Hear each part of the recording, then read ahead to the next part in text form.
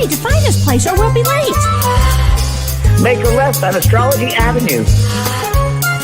Oh, I'm sorry, I meant right. It should be right here. 444 Third Way. Oh, turn. It looks like Renee. Yay, we're on time. The James and Kelly Show. Great, let's start the show.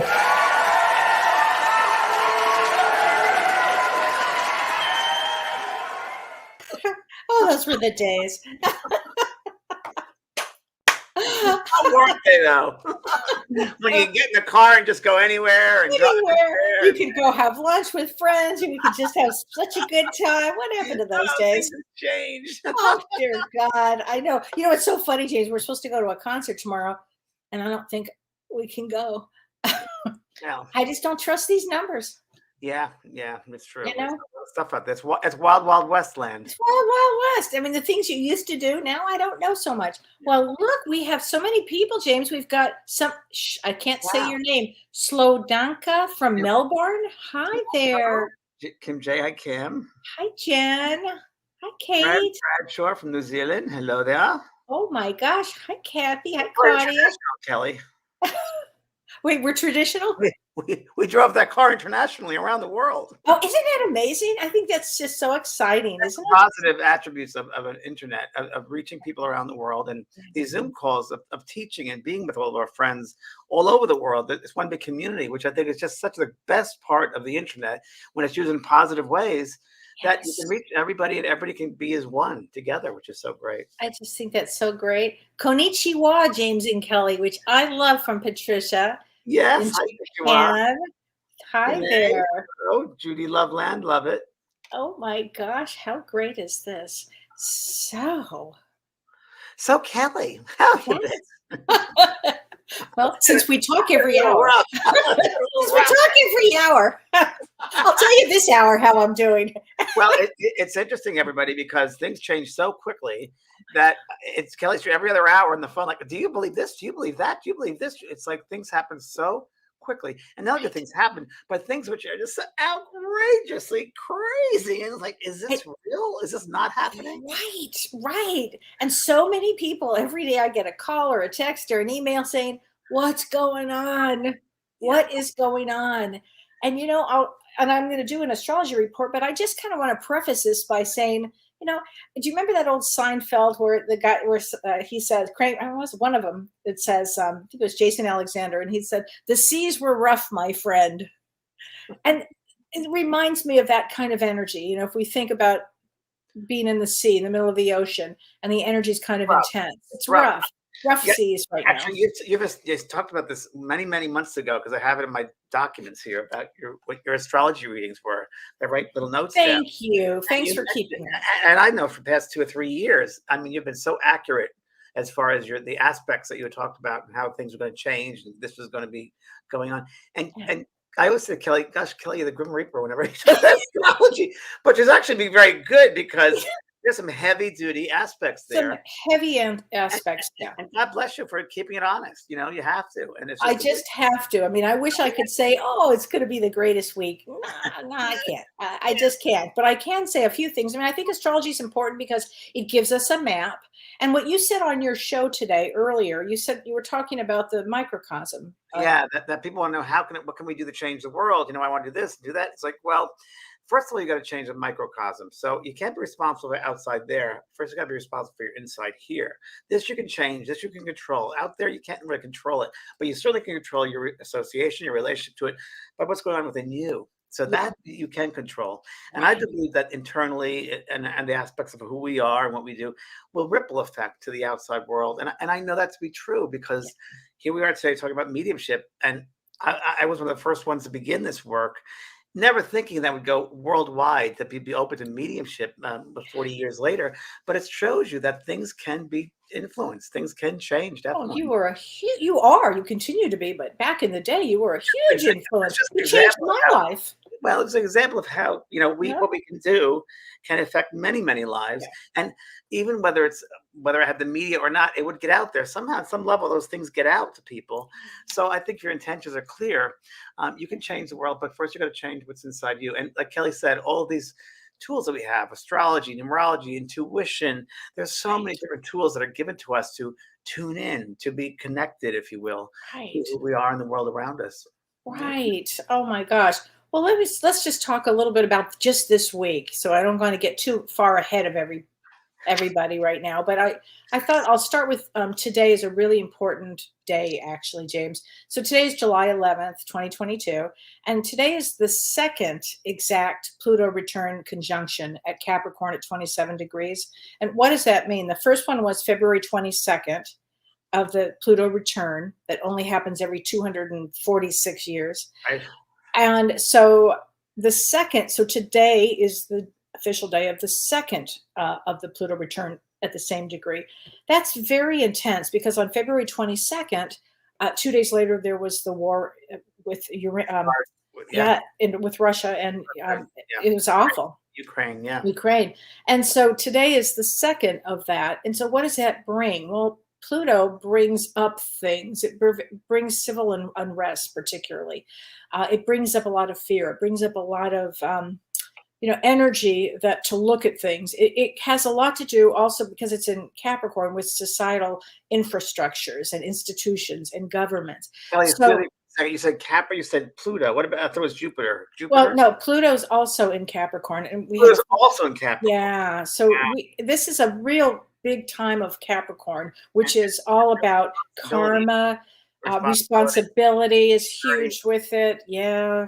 Jupiter Capricorn isn't too great because Jupiter's expansive planet. Right? Jupiter's expansive, right? Capricorn's going to be the opposite. Everything has to be in alignment. Yeah. So it's a kind of I was going to say for the next several days, it probably is going to be pretty intense. But then on July 12th, which is tomorrow, Saturn actually goes retrograde. So when a planet goes retrograde, it goes back to bring us into things. It goes back in Capricorn. So again, Saturn in Capricorn, and Saturn is the planet of karma also. So and Capricorn represents all kinds of challenges here that we're going to have. Learning. It's all about learning. And this Saturn. Yep, it does, James. And so this stays retrograde until the end of October. So we're talking about like weeks and weeks and weeks of some intensity here. So major learning, everybody. Major learning, whether it's, right. And remember that things have to happen in order for us to learn. So certain things appear hard and difficult and really disastrous. In some way, there's learning behind that. Oh, absolutely. Absolutely. I think we're all major learning experiences. This aspect of major learning. Major. And, I've been saying this all along, and I know everybody laughs when I say this, but we all did want to be here for this, great, interesting, fascinating time of growth. It's growth. How about that one? It's growth. It's growth. This is what we're here for. We'll be squeezed to grow, but we're going to grow. We will be squeezed to grow. That's the truth. Out all the way and hold back, but we're going to grow anyway. So. That's the truth. Okay, and then on July 13th, so Wednesday, we have a really rare spectacle, if you will, the supermoon, and we have it's the third supermoon of the year. We have actually 4 this year, and the 4th one is in August. But this is the biggest of the supermoon. So, and the supermoon occurs when the full moon is the closest to Earth. So it's a really big deal. And I don't know if you ever remember this fellow, James, but Richard Knoll was an old astrologer. Do you remember him from Dell? I don't. Okay, he was an old astrologer. He actually coined the term supermoon, which I thought was really interesting. And what he meant by it as an astrologer was that it caused geophysical stress. So there happened to be a supermoon during the big earthquake in Japan in 2011, where they had the tsunami. That was also a supermoon. Also, they had a major supermoon on February 9th, 1971, the San Fernando Valley earthquake, of which I just want to say I was there when that happened. So the supermoons are real powerful. It brings up a lot of intensity to all of us. It'll bring a lot of intensity. What's it in, Kelly? What's the moon in? It's in Capricorn. Ah! So all of this intensity with Capricorn, James, that, it's big. It's a lot. And Capricorn also rules structures, doesn't it? Yes, it's structures. Yes, it's government. It's a lot of things. Might be some land upheavals too. Absolutely. And this is also this full moon also, because it's not enough. It's not enough that it's a super moon, but it conjuncts Pluto, which means it's next to Pluto at the same degree. It's opposite Mercury, it trines Uranus, and it squares Chiron. What does that all mean in English? It means that watch being argumentative, watch wounded feelings, because when the full moon squares Chiron, Chiron's all about the wounded healer. So watch your emotions, because this is going to kind of pull us in all kinds of directions here, this full moon on Wednesday. Now, this is what it's asking us. So because it's in Capricorn, it says to us, what am I trying to achieve? So on Wednesday, during this full moon, you want to ask yourself, what is my goal in life? What am I trying to achieve? Because I wrote down, what am I learning? What am I learning? Okay. Because Capricorn actually also, James, represents the higher self here, which is the adult in all of us. So it's all about, what am I trying to achieve in life? What am I afraid of? Ask yourself while you're reflecting on this full moon, what am I afraid of? Kelly, let me interrupt you quickly, because I just got inspiration. Okay. So to me, and I don't know where this came from, I had really got pulled out from years ago. So I was married to a Capricorn. Does Capricorn rule fear? Yes. Out of all the signs, I think Yes. Capricorn that rules fear. Yes. Yes, that's correct. And a lot of these fears are going to come up the next couple of days. A lot of emotional fears, Yep. a lot of sense of being alone, solitude, not fitting in, all that emotional. That's all going to be part of this, folks. So just be prepared. You've been warned. You said that beautifully. Yes, absolutely. All of that. And so you want to ask yourself, again, what are you afraid of? And then why? This is a good question. Why am I afraid of it? Whatever it is. And then you want to ask yourself, what stands between my goal and and me? Where do I need to grow? How do I improve myself?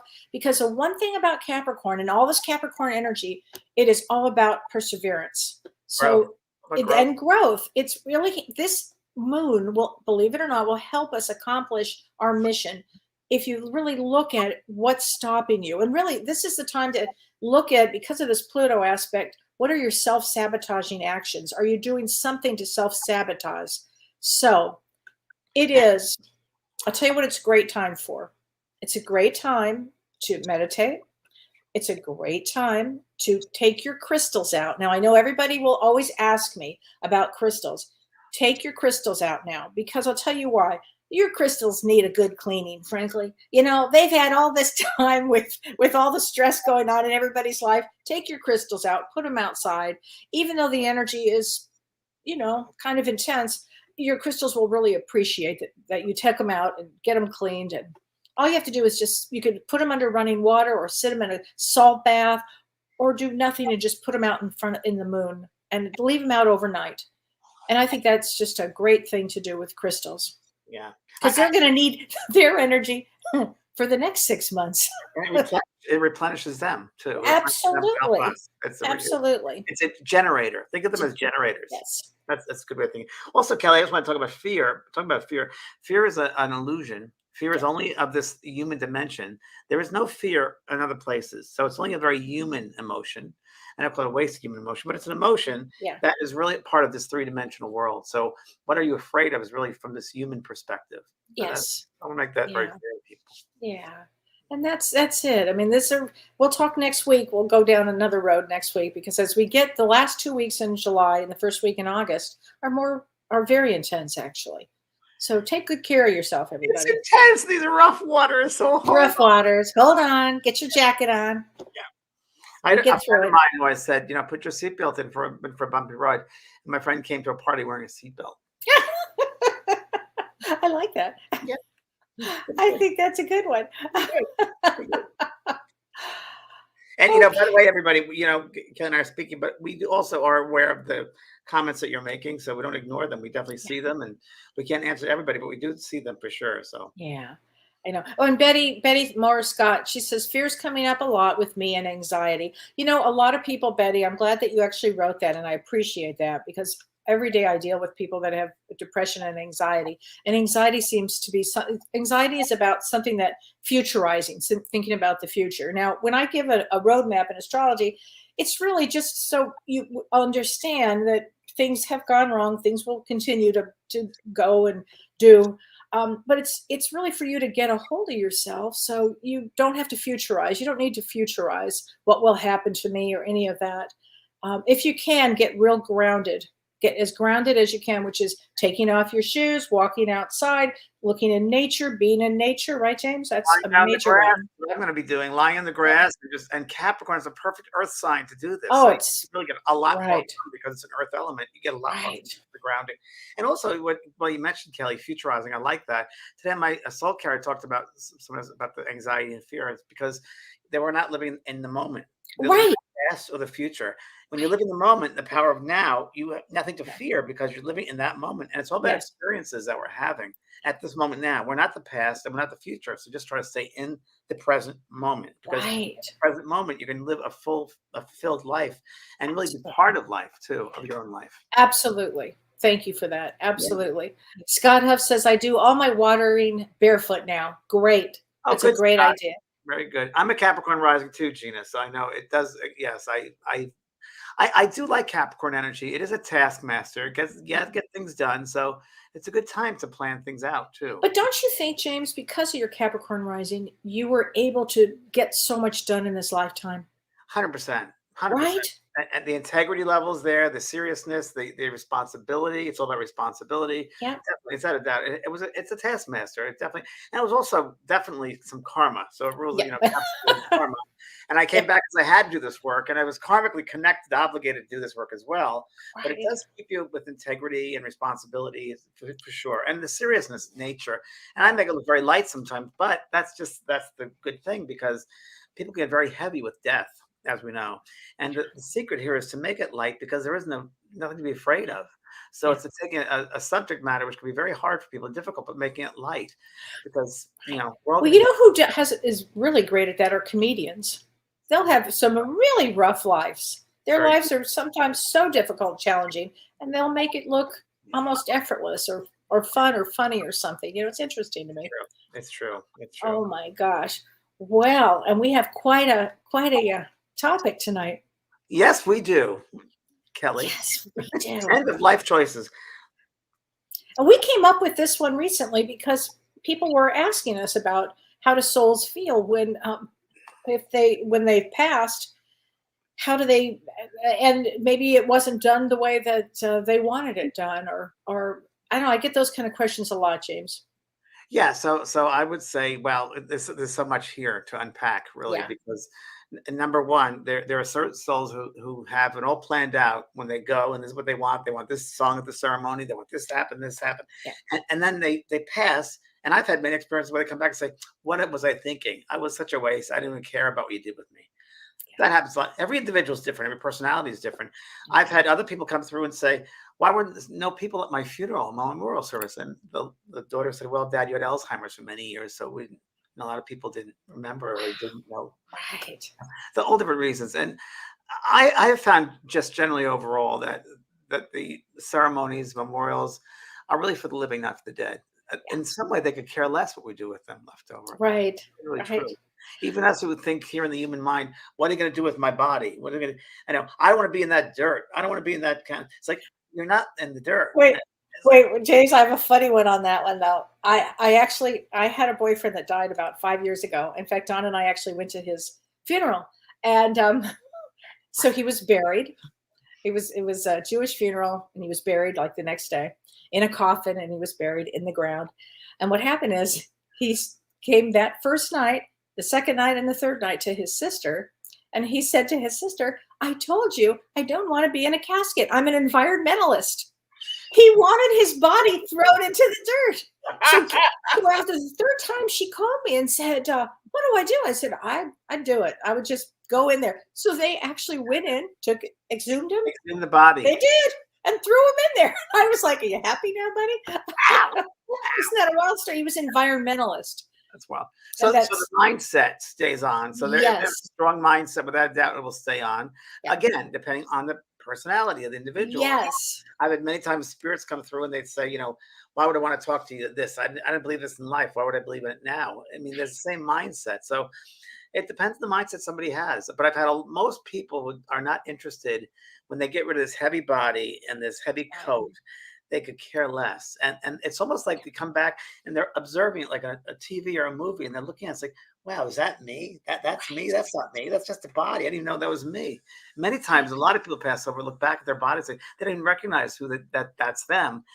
The one story I got to tell you was really, really interesting. A boy that passes over, and he said, I was driving my car. He was getting ready for a date with this girl, and he was really looking forward to it. He got his best clothes. He was driving, and next thing you know, he has this dream or this feeling of he's looking down at this crash and this collision, and it's like, what's going on here? And he didn't know what happened. And he said that poor guy, and that he thought he was in the car looking at a crash that occurred, and not realizing it was him, because Oh, that's me. That's the kind of clothes I was wearing. But that can't be me. I'm fine. I'm fine. oh And then gosh. his grandfather from the spirit world came to get him, to show him that indeed it was him, and Oh, that he left his body. So we leave our body like that. There's no big. yes. We just leave our body. It's a very natural occurrence. And So can you talk a little bit about when somebody passes, no matter if it's an accident or if it's whatever it happens to sure, be, I, that I, a I loved one comes and gets them 6 to yeah. 8 weeks in Right. advance? So Earth time, I mean, we could say Yeah, it's 68 weeks, but there's a calling, called a calling, that goes off the spirit lands, yeah. spirit worlds, spirit realms.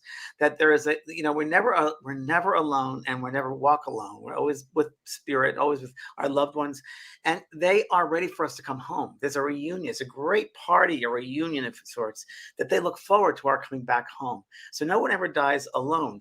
I don't believe in accidents. I believe as a human, it might appear as an accident and something spontaneously happens. But I think in the spirit world, they're very, very aware of these things that will occur to that soul. And a soul is never threatened. Your soul's always with someone. There's always caretakers looking out for you, always.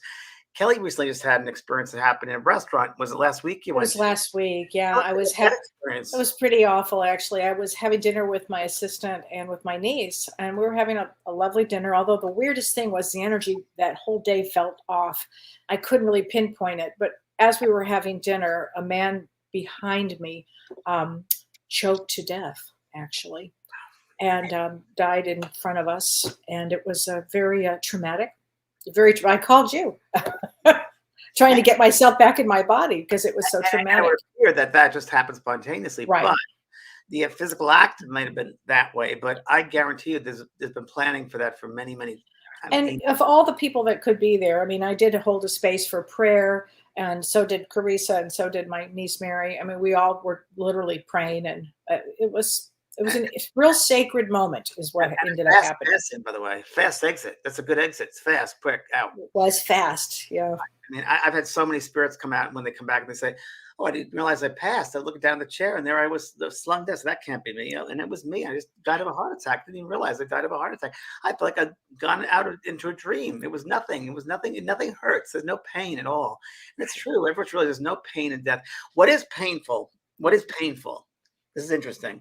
Are the mental thoughts of loved ones left behind, who fight over estates, who argue, who don't get Yes. along. That's painful because they hear those thoughts they amplify. The thoughts are amplified. They don't like that when you don't get along. They don't like that when people argue over their bodies and over their Oh, estates. it's so awful for them. It's such Yeah. disrespect, and it doesn't help with that transition. It does not Right. help with that transition. They hear everything. They know everything. They hear us 10, 20, 30 times over all of our thoughts. So people say, "Oh, can you tell them I love them?" They hear your thoughts. You don't have to go to a medium to know that Right. for them, you can hear them, because Absolutely. very clearly. It's very important everyone knows that. Well, so do you think it's really important because things can happen just like that? Do you think it's extremely important to plan or tell your loved ones what your wishes are in the event that something happened quickly? Excuse me, you're talking to a Capricorn rising. So here's my end of life, Okay, I love it. Thank you. my advanced healthcare directive right in front of me. Perfect. No, a Capricorn rising, gonna have it Right. organized. I think it's great to have that for anybody. I really, really do, because I think you never know in the physical Right. life, what's going to happen. I mean, every day could be the last day. So I believe in having things organized and taken care of. I walk around my house thinking, okay, what do I got to get rid of? So tomorrow is my last day of life. Where would I want this to go, and that to go, and that to go? But I've always been like that. I've always been kind of like that. Interesting. That everything is temporary. Everything. These possessions are just these physical attachments. They don't really mean anything. So it's So, just for the moment. And absolutely. yeah. But so then people should at least tell their loved ones, I want to be buried. I want to be cremated. You should I write it down, Kelly. write it down. Everybody should be write it down. I do not want Lawyer. to a DNR, do not resuscitate. I do want that. Whatever your wishes are, not that you would get them, but you might. And sometimes many of the humans in the family, at the end of the life of someone who's passing or dying, and the person in the human world thinks, oh my God, I can't let them go like this. Oh, they can't go like this. Well, so that person, you should really write down what you want, because Right. many times I've known the souls kind of suffer, linger in this physical body when they're not meant to, because the loved ones force them back in, or they get the medical people that force them back in, and they'd rather be out of the body. I mean, they don't want to be here.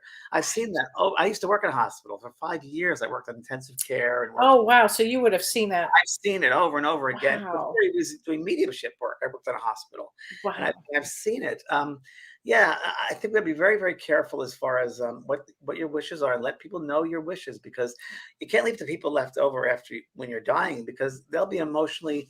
Well, and that's the problem. They get real emotional, and then they don't read it. I'll tell you, I have a good friend who lost his sister, and his sister wanted to be cremated, but he didn't know that, so he buried her. So he said to me, is she okay with that? Because they found out 10 years later on one of her notes, if that's what she wanted. I said, she's fine with it. I mean, but at the time it would have been nice, but you get so emotional during these times, you can't think straight. I also had a girlfriend who passed in a car accident when she was 27, one of my dearest friends, and I was just devastated. But what happened is the family was so upset that she died, they put her in the wrong. She was Jewish, and they put her in the Catholic cemetery. And I don't know how that happened, but I'll never forget. Years later, I had a dream about her, and she said, "It's okay, I forgive him. I don't care." It's like here, this Bernadette Braden Elliott says, does a departed know when the family finds out that they betrayed family that was left behind, that they lied to family? Yeah, I assume, Bernadette, you're talking about the people that have passed over. They're very aware of what their discretions. They're very aware of what they've done, what they haven't done, and they feel bad of things they've done. Remember that this is our school down here. We're all learning. No one's better than anybody else. We're all learning. So do they mean to betray the family? Who knows? Kelly talks about people being limited. Certain souls are limited. They're unaware of certain things. A lot of times we talk about people that are sleepwalking in this lifetime, that they're very unaware of other people's feelings and emotions. So the best thing we can do is forgive them. Take the higher road and forgive them and by your sense of forgiveness, maybe that'll open them up. That sense of, wow, they really see the bigger picture. They've forgiven me. I can forgive myself now. So it means a lot. Oh, forgiveness is everything. Forgiveness is everything. And it's really hard in the human, especially if you've been betrayed, and especially when it comes to a loved one who dies and there's money and it goes to this one instead of that one. It's something I work with probably on a daily basis with families. If you can get that straightened out, but most people can't, because so many families are so disjointed and dysfunctional. I mean, dysfunctional. I mean, how many families members don't talk to each other? My father wouldn't speak to his sister or brother for years, and it was like, what's going on? So yeah, it's an interesting one, because it doesn't mean much in the spirit sense of the word. It's like, try to forgive, no matter if they've done you bad. I mean, I've had that experience in this lifetime. You got to take the higher road. I mean, that's the best. If you want the best that possibly could be, then you have to live that. You have to be an example of that to others, including family. Absolutely. Donna Hannon says, does someone who's passed away, realize that they are loved after they pass? Sometimes in life, people don't know how loved they are, or they are unable to accept the love that comes that way. Yeah. So yes, I'm sorry. Was the question, does the soul realize how much they're loved? Yeah. Yes. Well, I have a really quick story about, I might have told this years ago, I don't remember, but a woman went to the other side, and it was her partner, or I think it was a boyfriend for many years, and he died first. She was left on the earth 20, 30 years, and life changed, and there was always a strong bond of love.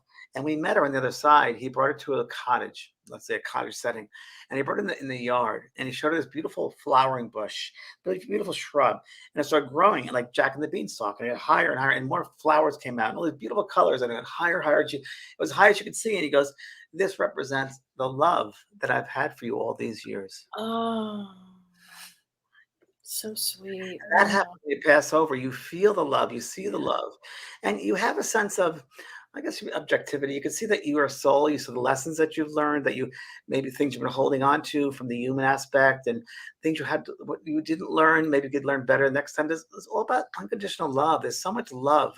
Wouldn't it be great to have that love here while we're still walking in the human body, instead of waiting until we pass out of the body? I mean, just think about the love that you could change lives with down here. Boy, is that the truth. Leah Scott has a good question. Oh, okay.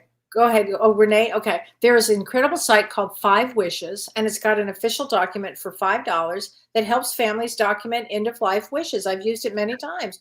That's great, Renee. Renee, thank you, honey. We'll definitely check that out for $5. That's amazing. 5 Wishes.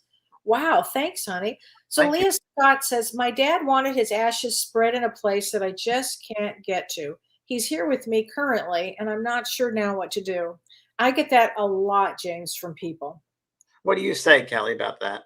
I think that the soul is fine with wherever you want to put it. Yeah. Wherever. You don't need to keep it in your closet. If you want to just put it out under a tree, or, I think that they're fine with that. James, what do you think? I think that they're fine. And another question from Elizabeth about cremation or being buried. So there's another situation. Okay. The spirit, from my experience of many 40 years doing this work, I've never had a spirit say, oh, I really wanted that to be done with my body. I should have done that. I really haven't had much of that. It could be a temporary cemetery, but I've also said they really don't care. There's a sense of that's discarded. It's like an old piece of trash. They really don't. It's more the people left behind that I think it's important too. I have my experience. They haven't cared about tombstones or buried cremation. It's a really thing for the human. For me personally, I've heard that cremation is the quickest way, the best way, because the magnetic ties that we have attached to this human earth. I've heard that too. Are over. And being buried in that is very interesting, in the coffin. And in the Catholic Church, they put candles at both ends. They used to, and that comes from very esoteric studies years ago, or teachings, that the spirit would not enter the body through the head or the feet, and that's why they put the candles there, to light that up, so to show them that they should not come in that way.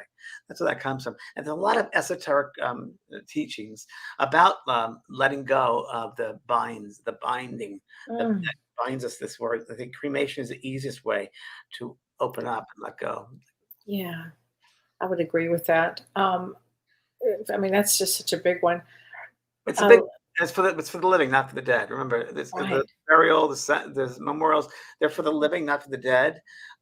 They know that they've done what they've done. They know the impact they made on this earth, and by all means, for the living, have memorial services, have funerals. That's great. But I remember that my mom that passed away, and she was very Catholic, and she wanted a mass. I remember that, and it was really funny at her wake, because there was a wake there.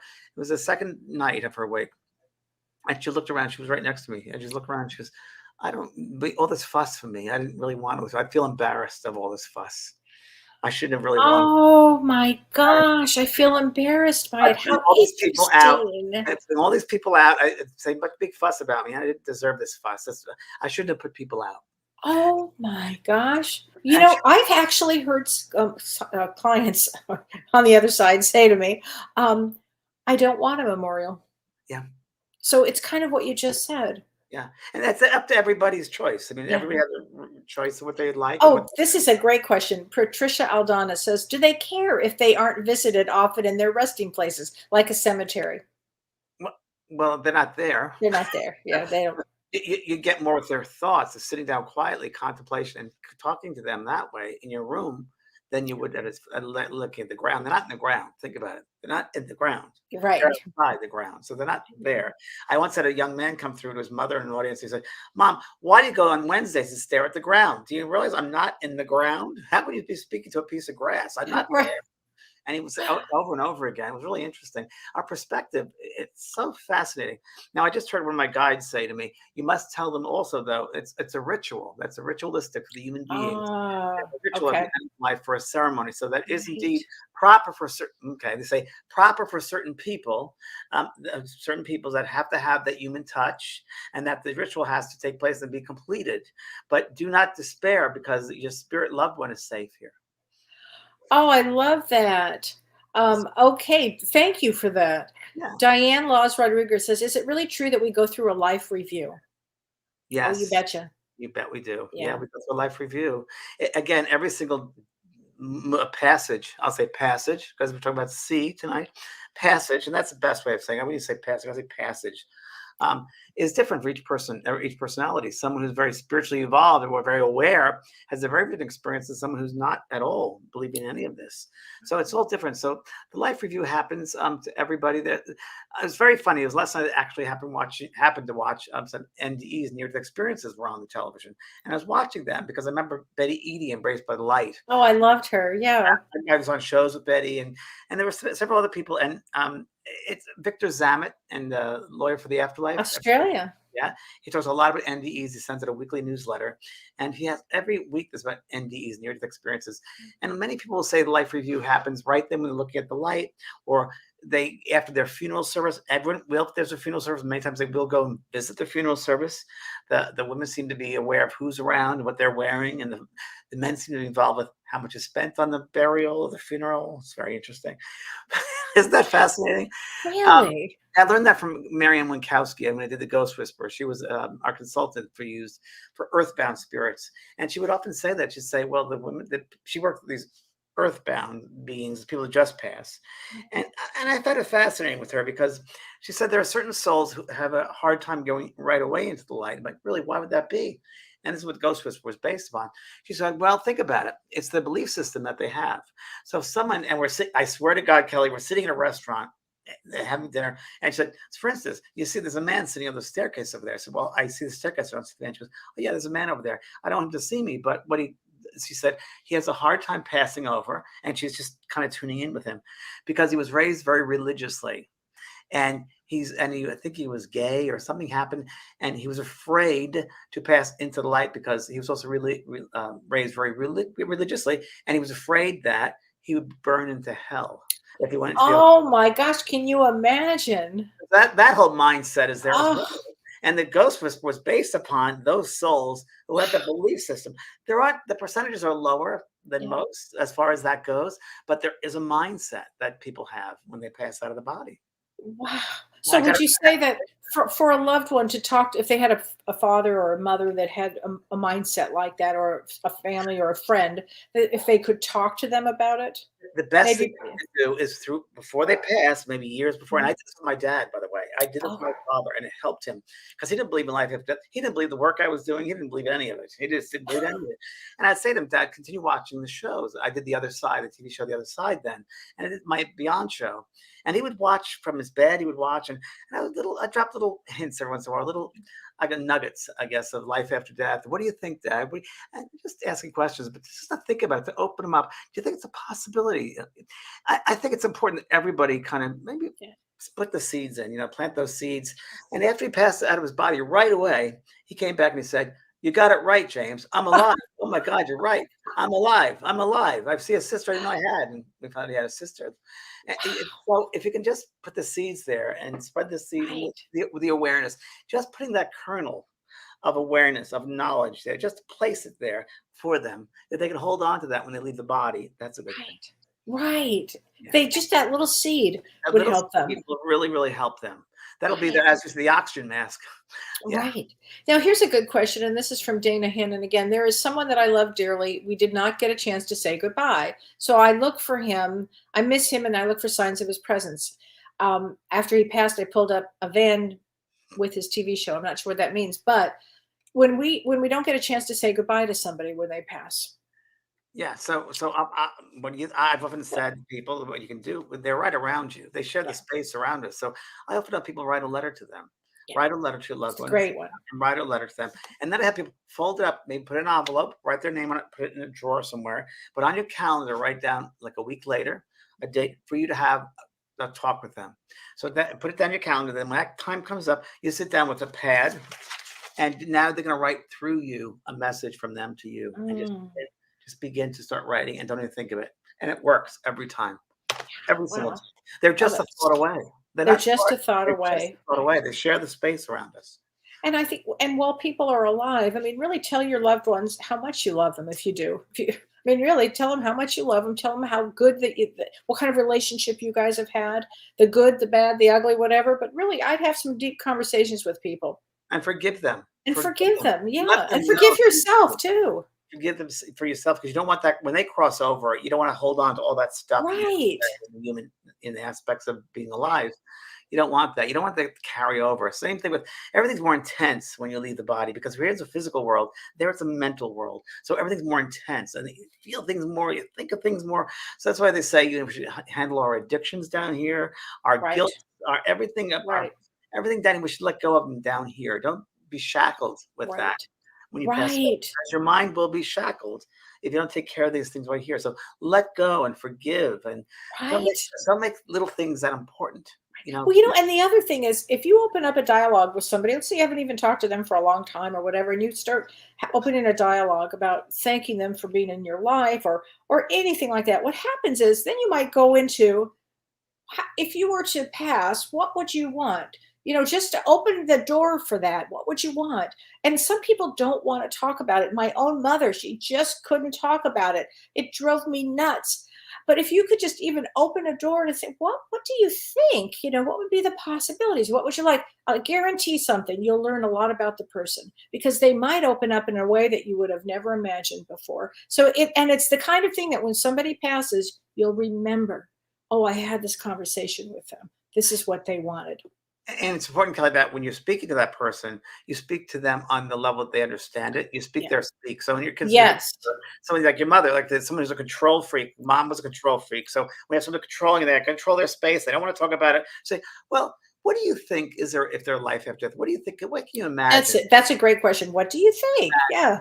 And that way you can give them the permission to open up about it on their terms, especially with some of the control people, and give them permission to think about it and express themselves. And that's an open dialogue. That begins the open dialogue. Absolutely. This is a great question. This is from Christy Oucher. Hi, Christy. She says, can you be a burden to your loved ones who have passed? I talk to my daughter so much. So her daughter passed fairly recently. And she's a wonderful, wonderful mother, and her daughter's incredible, who's passed. But she said, is it possible, I guess, to be a burden?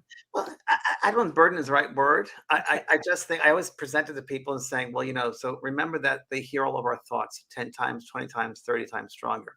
So I often say, if we have like a dinner date and we're getting ready for a dinner date, and we get, showered and cleaned up and putting the clothes out, and the phone keeps on ringing.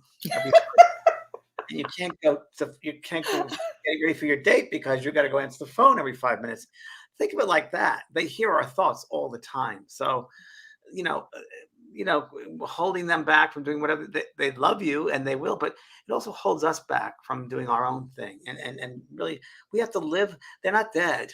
They're not dead. But I believe you can have an open conversation with them all the time. But also remember, if you're so obsessed with that side and what's going on over there, you're not present in what's going on here, and you have to go through your lessons down here. You can't cut school. You got to go through your classes. Yeah, you can't cut school with this. But you got to know they know you love them, and they know that you love them. And who knows, in this lifetime, when you lose, let's say, a child or a loved one, how do we know it's not karmic, Kelly? That in another lifetime you left early, and they don't find out what it's like, and you have to leave. I think about that a lot when this has happened. Learning from both ends, both sides of the coin. Right.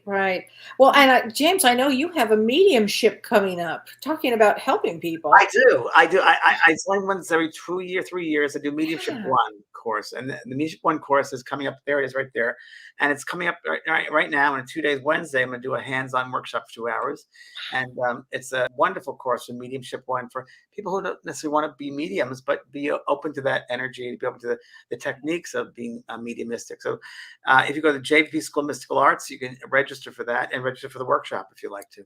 It's a great time to be doing something like that right now. But even Mediumship One, really what it does is it opens you up to helping others on levels that you may not even be aware of it. And interplane levels as well. Yeah. Not physical, but those mental levels, those other realms, and be mindful of the guides, the people that help you out. Not necessarily you have to perfect communication, but there'll be levels that you'll reach because you're a soul and they're a soul. You're a soul in the body, they're a soul outside the body. But there's no reason why we can't connect soul to soul. And that's what the course is about, is connecting soul to soul. Yes. Oh my God. I love that. So thank you. I forgot about that. That Wednesday night is a 2-hour. Well, it's an important time because it's that full moon on Wednesday.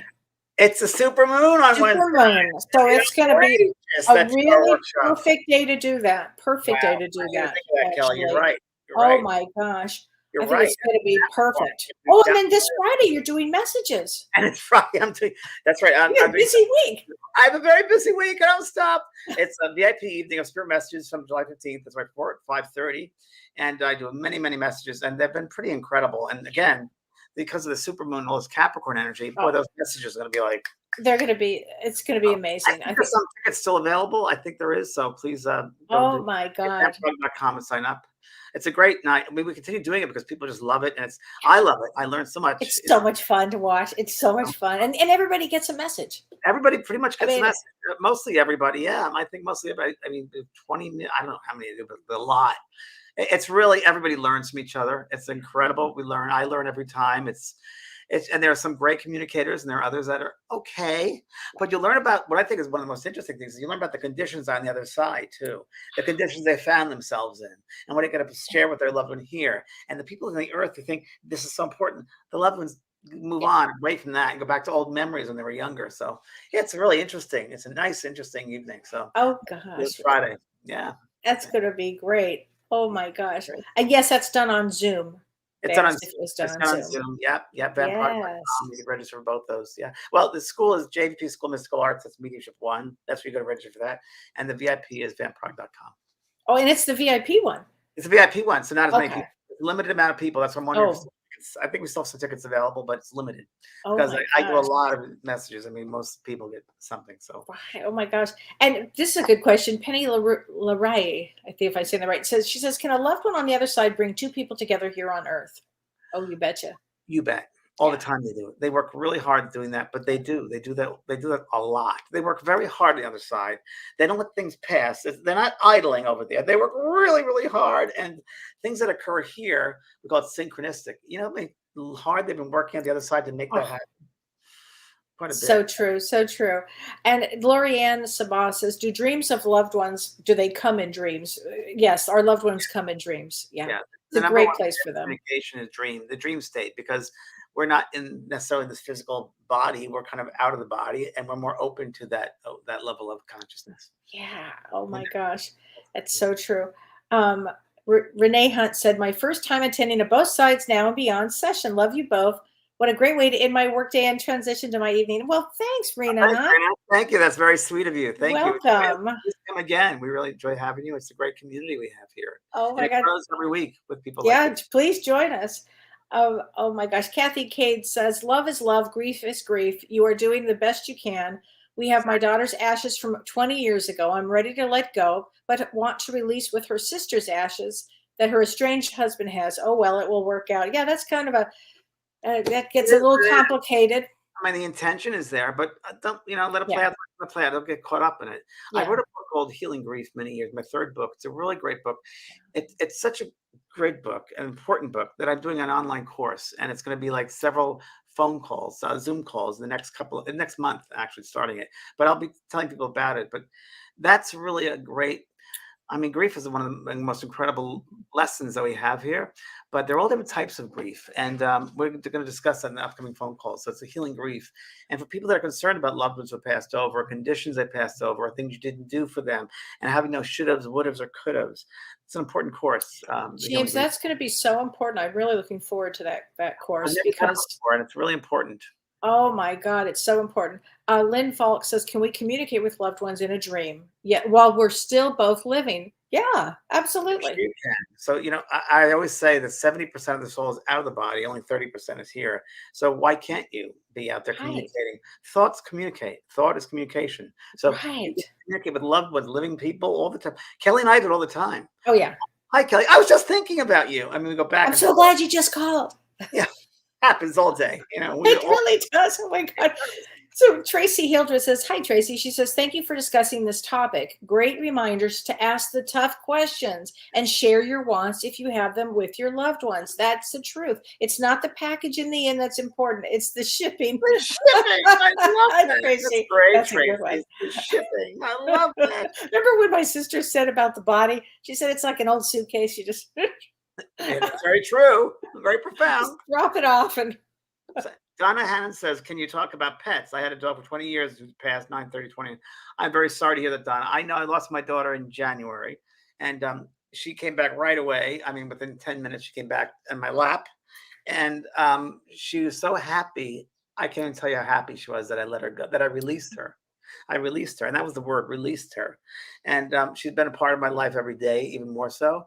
And I know she's really busy out there in the other realms. I know she's very busy. She's taking care of families and with kids. I know that.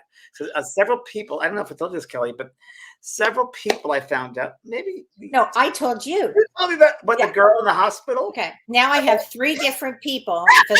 Their dog's name are Maisie. 3 separate. All 3 different types of dogs. I was like, what? How could that be? Yeah.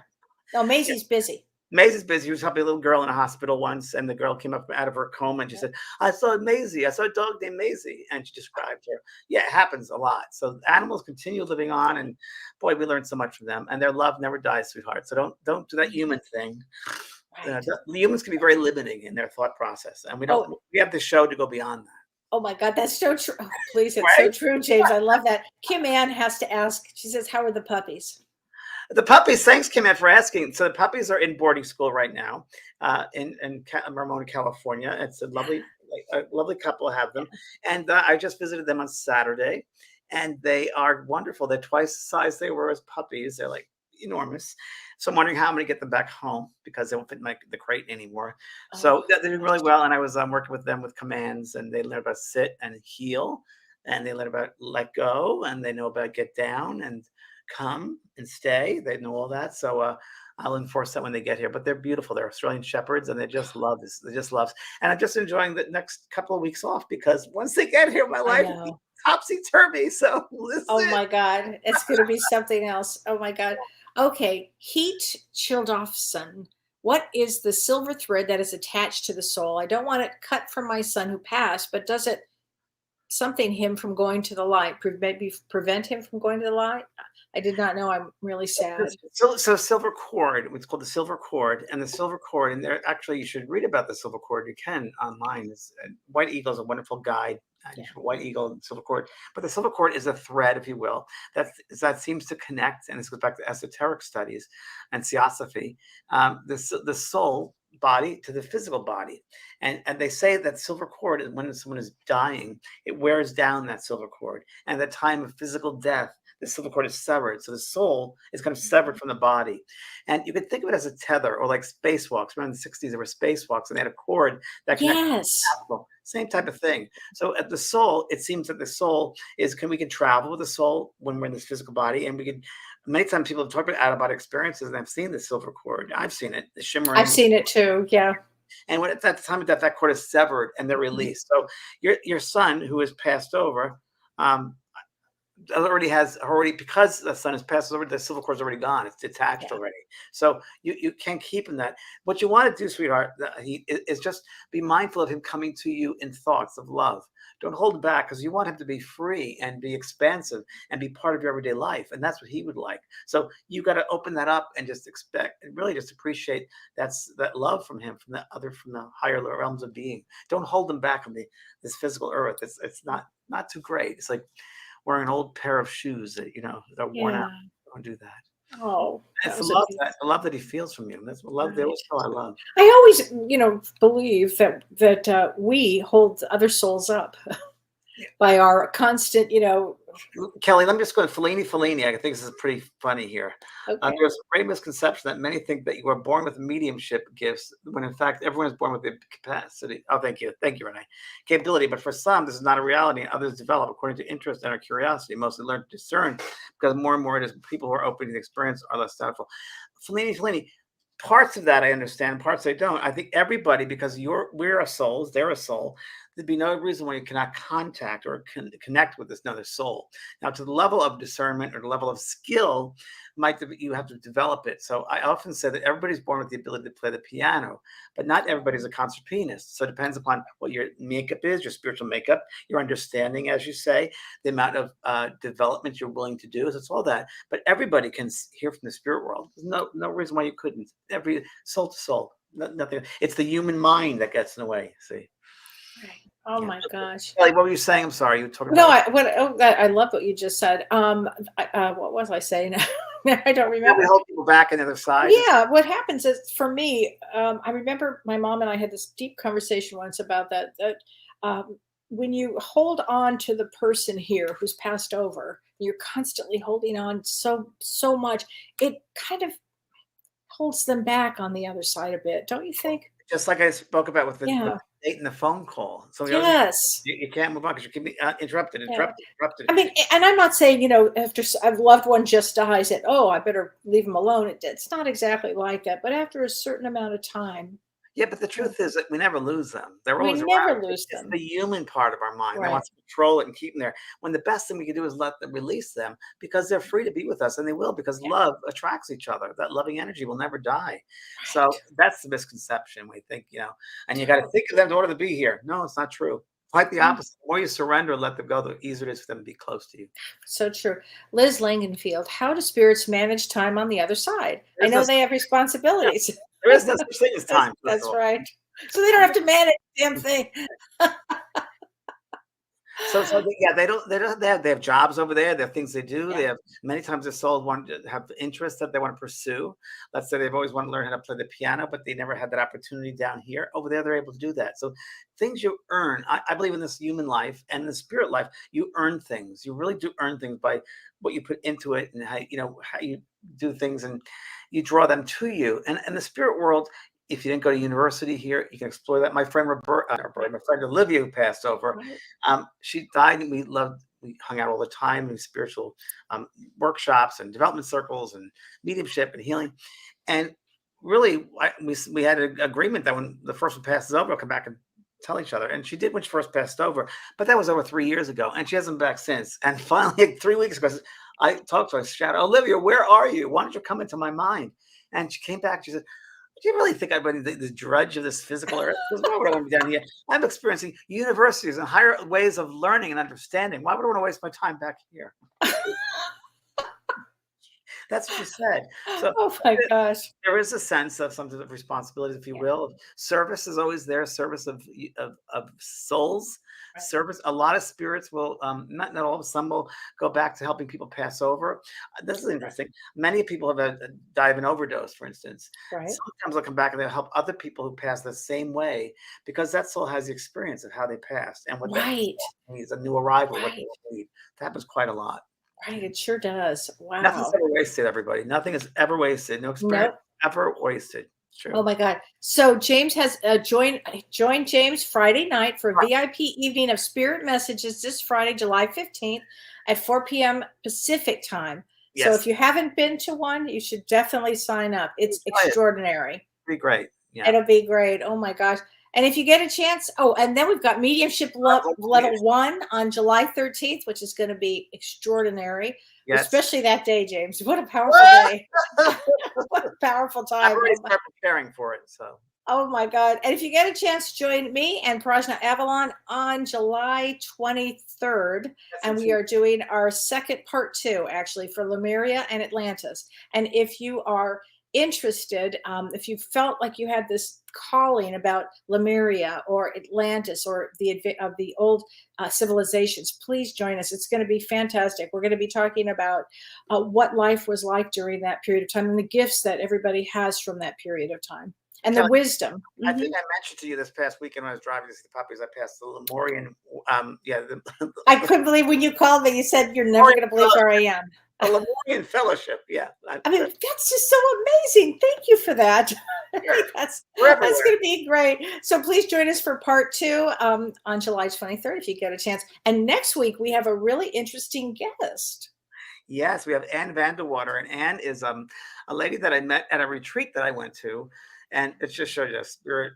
Well, I'll go into next week how people come into our lives, and she didn't know me, I didn't know her, but we connected right away as soon as she walked into the room, and she's a wonderful healer and different levels of healing, sound healing, and just true mastery of the human design. And she did a discernment with me, I guess you'd say, and it was right on. And so she's going to join us next week for about the human design and tapping into the mastery of the human experience. It's going to be fascinating. Maybe she'll do some sound healing work too. She'll do whatever we want, I think. I think she's so great and giving. And she did. I did on Facebook Live. I did a sound healing. Yeah, it was amazing. It was amazing. So maybe we can get her to do some crystal bowl healing. That would be great. Well, gosh, everybody, have a great week. Have a super week. Thanks, everybody. Thanks, everybody. Thanks, James. Thanks, Renee. Thanks, everyone. You've been listening to Both Sides Now and Beyond, featuring spiritual medium and master teacher James Van Praagh and spiritual medium and psychotherapist Kelly White. That was great. Maybe we changed some lives. And maybe opened up some minds. Which way do I turn? Right. I mean left. The James and Kelly Show.